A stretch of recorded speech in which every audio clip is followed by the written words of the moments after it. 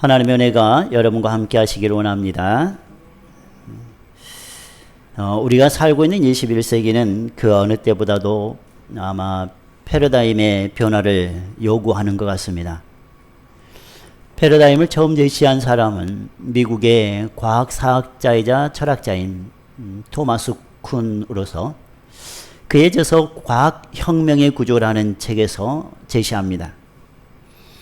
그러면서 그는 패러다임을 어떤 한 시대의 사람들의 견해나 사고를 근본적으로 규정하고 있는 테두리로서의 인식의 체계 또는 사물에 대한 이론적인 틀이나 체계를 의미한다, 이렇게 이야기합니다. 그는 왜 이 패러다임이라는 단어를 처음 사용했을까라는 거예요. 기존의 과학 철학 이론들은 과학이 발전하는 방법이 점진적이었다면은, 즉 관찰을 통해 이론화되고 그 이론에 맞지 않는 사례가 관찰이 되면 이론을 수정하는 식으로 점차적으로 이렇게 발전했다 하면, 그는 패러다임이라는 용어를 도입하면서 과학은 갑자기 혁명적으로 발전한다라고 제시를 합니다. 어떤 자연현상을 설명하는 기존의 패러다임이 있는데 그 이론으로 설명되지 않는 새로운 사례들이 나타났을 때 기존의 패러다임은 위기를 맞게 되고, 위기가 심각해지면 패러다임의 혁명이 일어난다. 그래서 새로운 패러다임으로 대체가 된다, 이렇게 그는 이야기를 해요. 이 말을 오늘 저희들이 코로나라는 이 의미로 같이 가져와 보면요, 전문가들은 오늘날을 패러다임의 전환이 코로나19를 중심으로 비포 코로나와 애프터 코로나 이렇게 나눠질 거라고 이야기를 합니다. 비포 코로나는 컨택트 시대였다라고 하면요, 애프터 코로나는 언택트 시대, 이렇게 이야기해요. 아마 컴퓨터에 대해서 잘 아시는 분들은 이 의미를 잘 아실 겁니다. 여러분 한번 들어보십시오. 또한 언택트 시대에 새롭게 등장하는 말이 있어요. 온택트예요. 이 온택트는 사회적 거리두기 캠페인으로 비대면을 의미하는 언택트에서 한 발 더 나아갑니다. 그래서 온택트는 언택트의 온라인을 통한 연결, 이 의미를 더하는 개념이라고 합니다. 그래서 앞으로의 비즈니스 방향에 대해서는 매우 예민할 수밖에 없다고 합니다. 또 가까운 미래에 급격히 변화될 사회와 마케팅 수단, 교육 같은 부분에 이런 온택트가 어떻게 적용되고 어떻게 활용될 수 있을지 마냥 궁금해진다고 합니다. 전문가들은 재택근무, 온라인 원격 수업, 온라인 쇼핑, 홈 트레이닝, 클라우드 데이터, 이와 같은 서비스를 제공하는 기업들이 이 언택트 시대에 수혜를 받을 것이다, 이렇게 이야기를 해요. 그래서 많은 부분에 저희들이 지금까지 경험해 보지 못하는 상황들을 많이 경험하곤 합니다. 예전에는 생각지도 못했던 학교 수업, 우리는 직접 책가방을 메고 학교에 가서 선생님과 함께 있어야 그것이 수업이라고 생각했는데, 이 코로나19가 많은 것들을 변화시키면서 이 줌을 또한 인터넷을 통해서 많은 수업의 대체로 활용되어지기도 합니다. 그래서 그 수업을 옆에서 듣고 있던 부모들은 이런 표현을 많이 써요. 우라통이 터진다, 화가 난다, 이런 말을 하곤 합니다. 수업의 질도, 그리고 수업을 받는 내 자녀도 한참 수업을 받고 있다가 자기 볼일 보러 또 가버리고, 이러니 부모로서는 또 아이와 싸우게 되고, 그런 일들을 자주 초래한다고 합니다. 지금까지 경험해보지 못하는 코로나19 시대를 저희들이 경험해 보곤 합니다. 하지만 여전히 소시민이나 소규모 사업체를 이끄는 사람에게는 전문가들의 말이 거창하고 장황한 개념으로 또한 전망 같은 것으로 피부에 와닿지 않는다는 말을 하곤 합니다. 변하기는 변해야 되는데 어떻게 라는 것에 자기들의 한계를 가지고 있다래요. 피해가 된다면 어떻게 대처해야 하는가? 기회가 된다면 또한 어떻게 준비를 해야 하는가? 아마 많은 소시민과 소규모 이 자영업자들은 막막하다라는 말을 하곤 합니다. 저는 이 기사의 내용을 보고 드는 단어가 생각났습니다. 바로 가치입니다. 가치. 가치라는 단어를 생각해 보게 되었는데요. 사람들은 콘택트 시대이든지 또한 온택트 시대이든지 가치에 따라 움직인다는 거예요. 어느 것이 더 가치 있느냐라는 것에 따라서 사람들의 마음이 이동하게 됩니다. 콘택트에 가치를 두는 사람은 사람과 언제나 만나야 합니다. 또한 온택트에 가치를 두는 사람은 온라인으로 여러 가지 일들을 진행해 나갈 것입니다. 그래서 미래는 이 두 분야가 사람들의 가치에 따라서 움직여 나아갈 것입니다. 그러나 이 또한 불투명해요. 왜냐하면 우리의 미래는 어느 누구도 어떻게 되겠다고 장담할 수 없기 때문에 그렇습니다. 여러분의 미래가 어떻게 되겠는가라는 것을 여러분 장담할 수 있습니까? 우리가 이 세상에 두는 가치는 또 다시 시대가 흐르면서 언제든지 변할 수 있기 때문에 그렇습니다. 하지만 우리에게 변하지 않는 가치가 있습니다. 콘택트 시대에도 온택트 시대에도 비포 코로나 시대에도 애프터 코로나 시대에도 그 가치는 순금 99.999%의 이상으로 언제나 그리고 영원히 변하지 않는 가치입니다. 이 중요한 보물을 여러분에게 소개해드리고자 합니다. 그것은 여러분의 모든 인생을 걸어도 결코 후회하지 않을 가치입니다. 참다운 인생의 가치를 쏟아부어도 부족함이 없는 것으로 여러분이 인도되는 귀한 이 시간이 되기를 원합니다. 오늘 본문을 한번 보실까요?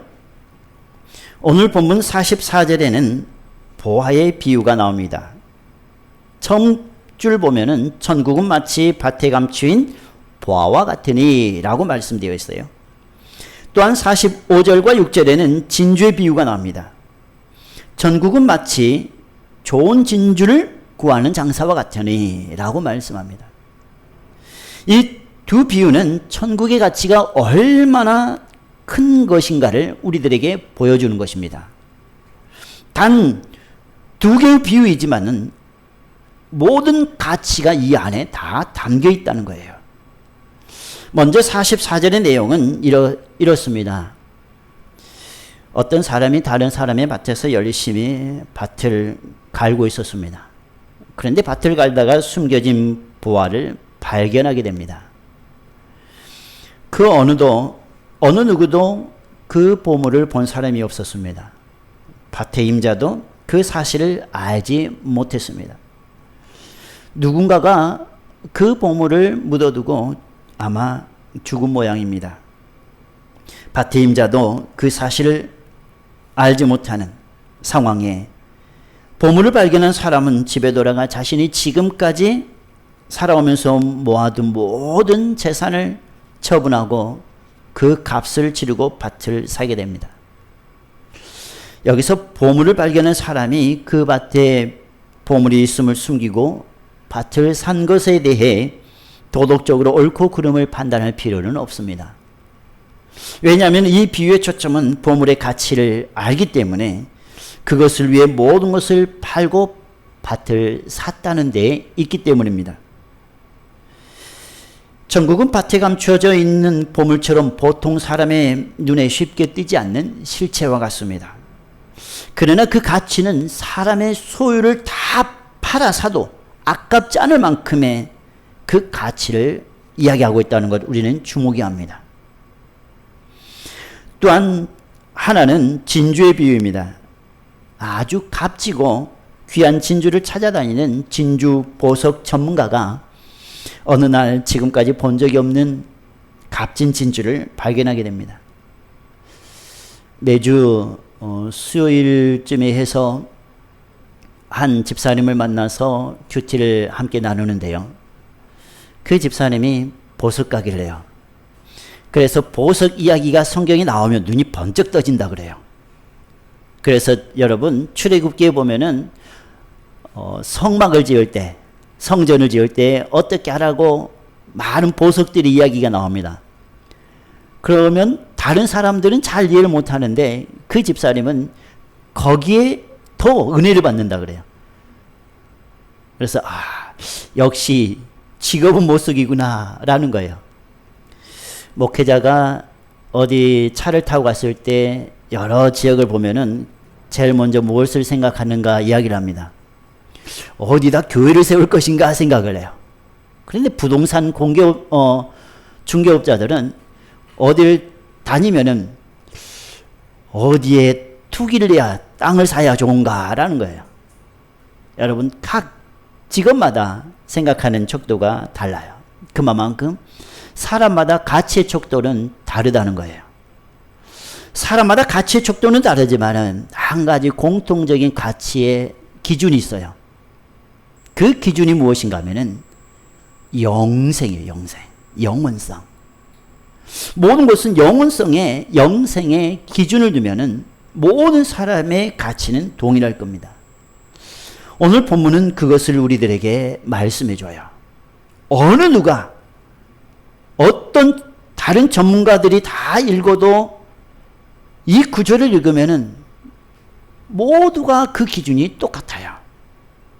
바로 하나로 모으는 그 기준 무엇입니까?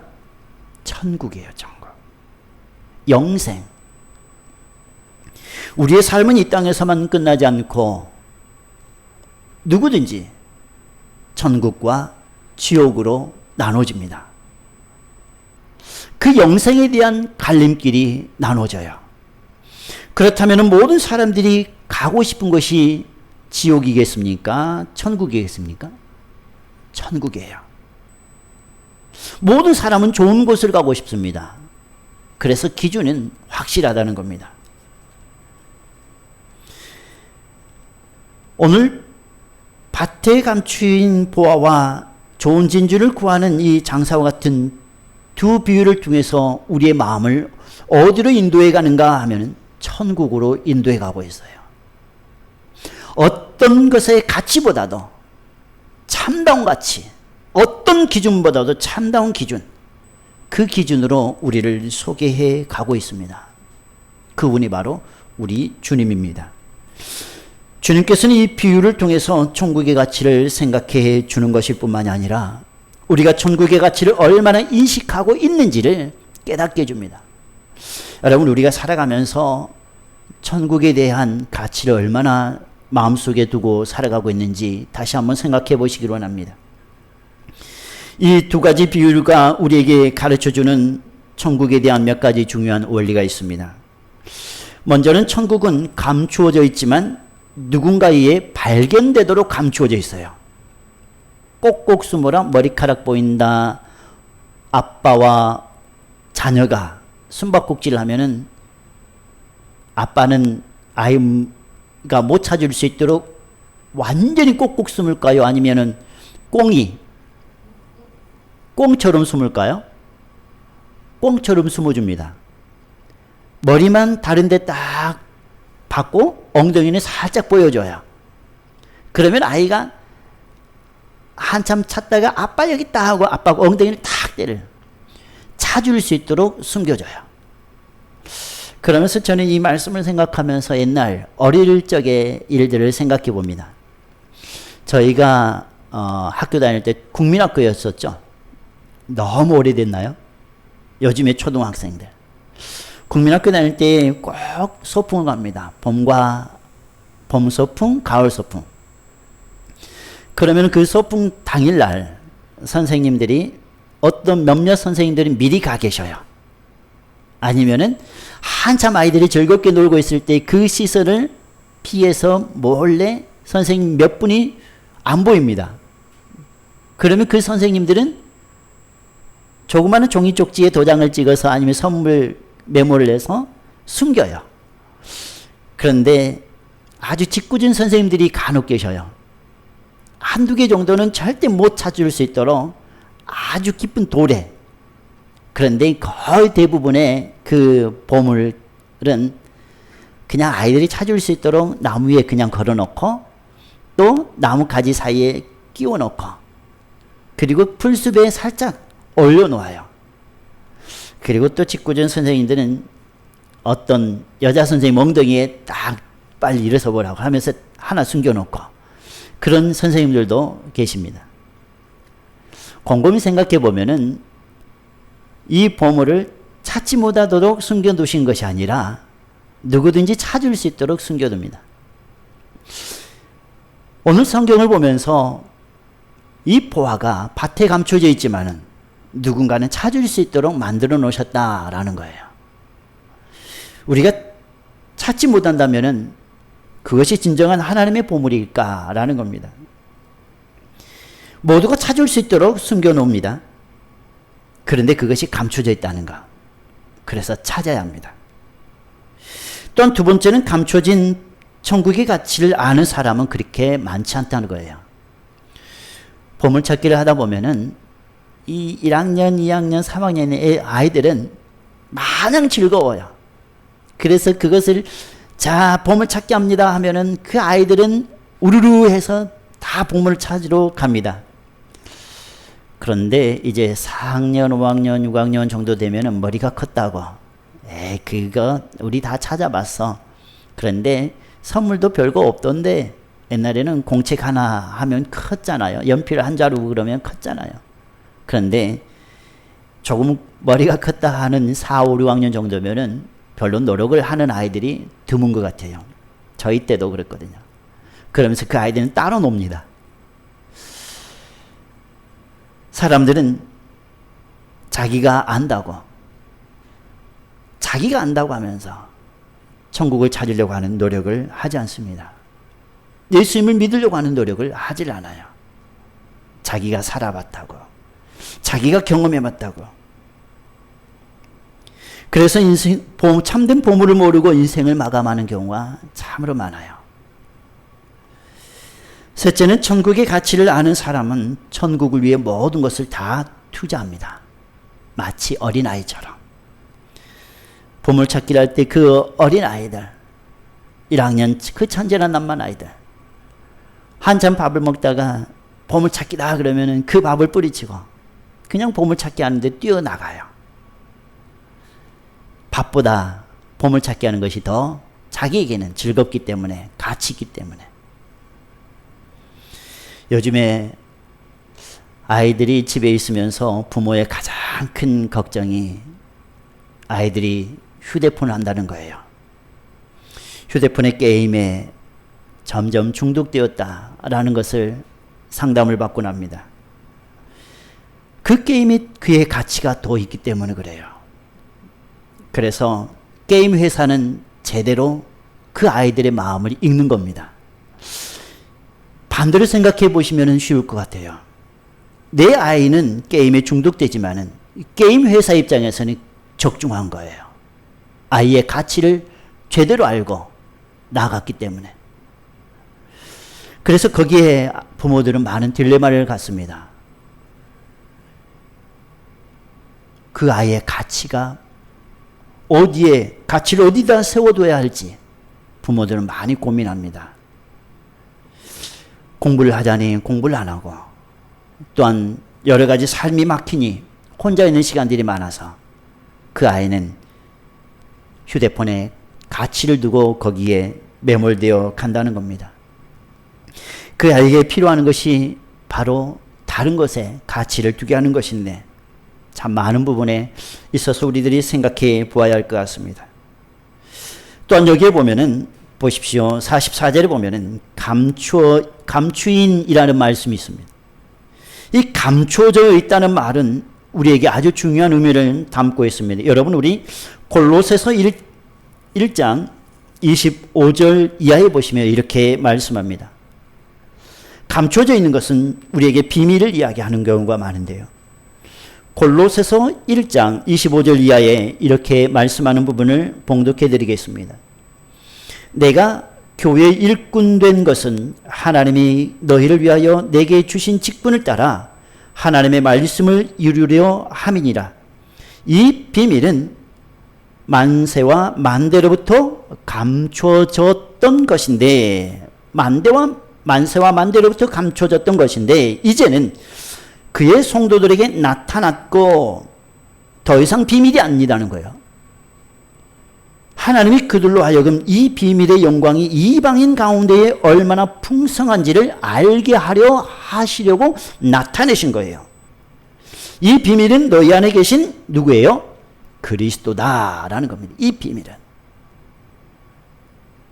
그리고 또한 2장 1절 이하에서 내가 너희와 라오디게아에 있는 자들과 무릇 내 육신의 얼굴을 보지 못한 자들을 위하여 얼마나 힘쓰는지를 너희가 알기를 원하노니 이는 그들로 마음이 위안을 받고 사랑 안에서 연합하여 확실한 이의 모든 풍성함과 그 다음 구절입니다.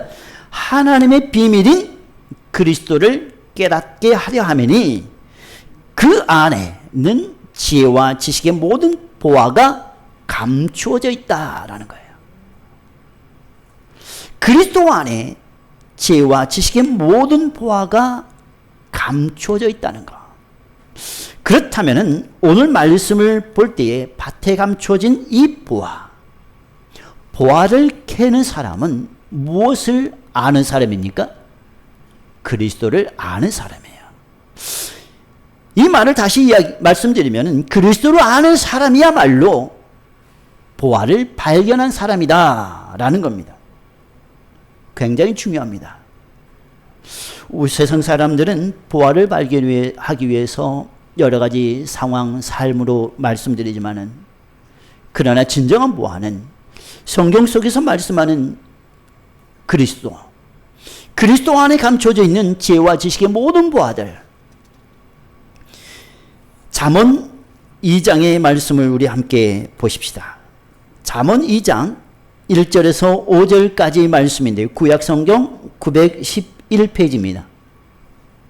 구약성경 911페이지 잠언 2장 1에서 5절까지 말씀 같이 한번 읽어보도록 하겠습니다. 시작.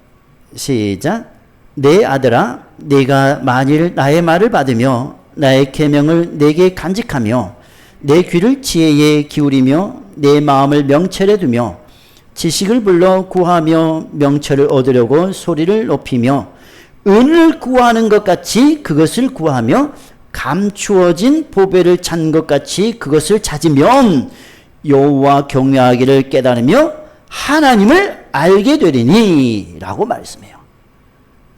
여러분, 은을 구하는 것 같이 그것을 구하며, 무엇을 구하며요? 지혜와 지식과 명철을 구하는 사람.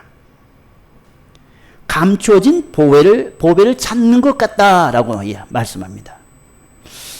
감추어진 보배를 찾으면 여호와를 경외하기를 깨달으며 하나님을 알게 되는, 하나님을 알게 되고 하나님을 알아감으로 예수 그리스도의 비밀을 알아가는데, 예수 그리스도 안에 감춰진 지혜와 지식의 보화를 캐는 사람, 이 사람이 어떤 사람이냐 보니까 천국을 바라보는 사람, 천국을 소유하는 사람, 아래 것을 찾지 않고 언제나 위의 것을 찾는 사람. 그래서 골로새서 3장 1절 이하에서는 이렇게 다시 한번 말씀합니다. 그러므로 너희가 그리스도와 함께 다시 살리심을 받았으면 위의 것을 찾으라. 거기에는 그리스도께서 하나님 우편에 앉아 계시느니라. 위의 것을 생각하고 땅의 것을 생각하지 말라. 이는 너희가 죽었고 너희 생명이 그리스도와 함께 하나님 안에 감추어졌음이라. 아멘. 이제는 너희 생명이 그리스도와 함께 하나님 안에 감추어져 있다. 우리의 생명이 말입니다. 그래서 천국을 바라보는 사람은 사람에게 있어서 기준은 바로 생명이에요. 생명. 모든 가치의 기준은 생명입니다. 영생입니다. 부한 사람이나 가난한 사람이나 젊은 사람이나 나이 든 사람이나 모든 가치의 기준은 영생이에요. 그것에 맞추면은 내가 무엇을 추구해야 되는지를 알게 된다는 겁니다. 하지만 많은 사람들이 복음을 경시하는 경우가 많아요. 큰 비용을 드리려고 하지 않으며 그것을 환영하지 않는 경우가 많습니다. 그 이유는 그들이 단지 그 밭의 표면만을 바라보고 그 밭의 가치를 판단하려고 하지 않기 때문에 그래요.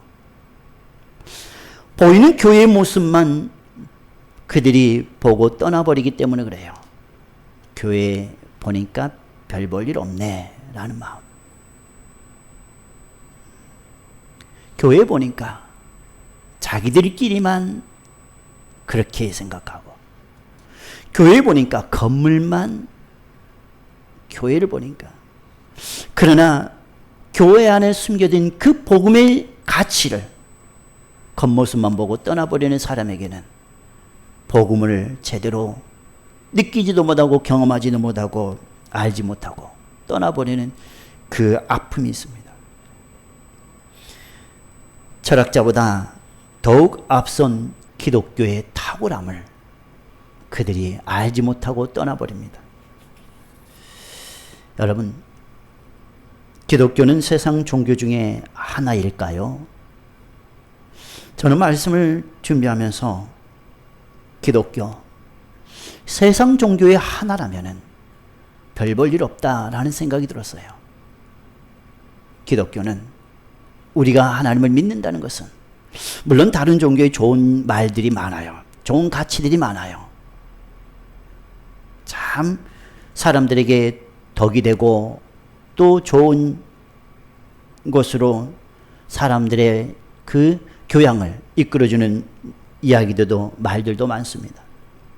그러나 저는 다른 종교를 폄하하는 것이 아니라 영생에 대한 부분의 그 가치는 바로 예수 그리스도라는 그 비밀을 여러분에게 말씀드리고자 합니다.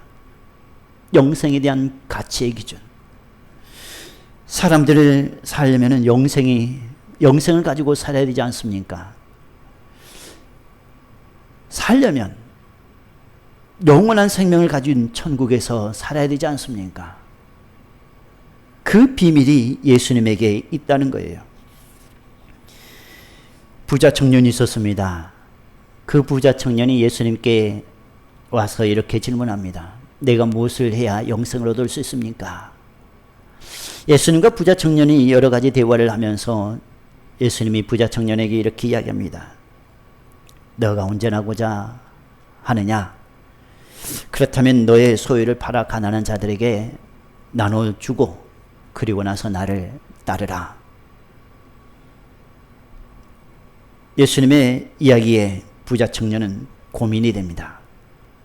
자기 소유를 팔라는 것에, 자기 소유를 또한 팔아 가난한 사람에게 주라는 것에 더욱더 근심을 하고 그 고민만을 하고 예수님을 떠나버립니다. 예수님께서는 분명히 말씀하셨거든요. 그 뒷구절에 그리하면 하늘에서 보화가 너에게 가득할 것이다 라고 말씀하시는데, 그의 현실의 눈에 보이는 가치는 자기가 가지고 있는, 수중에 가지고 있는 재물이에요. 하늘의 보화는 보이지 않습니다. 보이지 않는 추상적인 것. 그래서 그 부자 청년은 보이는 현실에, 보이는 재산에 가치를 두고 예수님을 떠나버립니다. 여러분, 영원한 가치를 그가 알지 못하기 때문입니다.